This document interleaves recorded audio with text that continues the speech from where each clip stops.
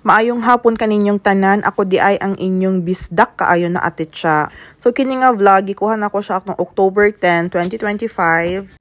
Birthday sa akong baby ana pagkaugma. So mamalit ta og mga decorations para sa iyang pictorial. Nanawag ko ana sa akong bana, ana kumalakaw sa amihang. Muhapit sa tadre sa 7-Eleven, mamalitag kape kay lami kay mag-drive ba na nagay ginainom nga kape.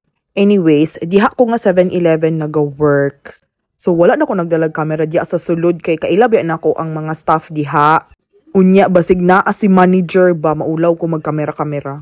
So mauna siya masking duol ra kaayo ug kadyot ra kaayo ko gibitbig gyud nato si baby kay bawal gyud ibilin sa sakyanan. Kay basin maura na akong ikapreso. Pila ra gyud pagbitbit sa bata good ana.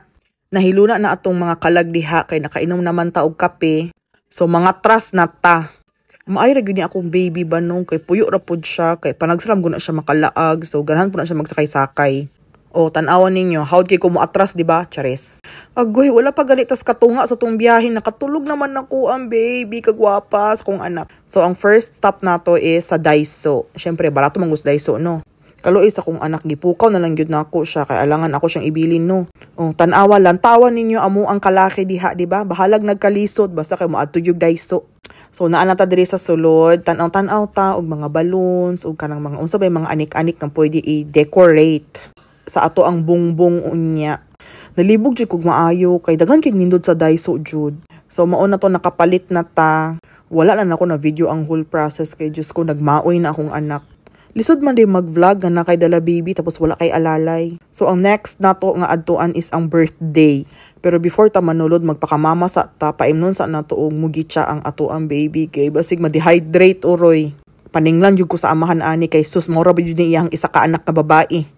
So ang birthday store is ang mga baligya nila is kanang mga gamit sa baby, mga bata ana ba. So mihapit mi dire kay naami hatagan nga gift kay naapoy nag-birthday na anak sa akong friend sa layong dapit. Dugay na jud ko wala kabalik diring dapita kay di ba dagko na baya ang mga kuya sa akong baby. Medyo na shock ko dire kay gwapo man day ang mga sanina nila dire especially mga pambabae o di ba? Mga Disney princess na mga outfit na ada ay dire. At least na nakoy idea kung asa ko makapalit og mga Disney princess na mga outfitan. Basta kay dugay lagi kay ko diri nalingaw na ko sigig tan-aw nagmaoy na intaw na kong baby no. Kay kauliun na. O tan-awa siya sa likod o naningkamot na gyud siya didi in town.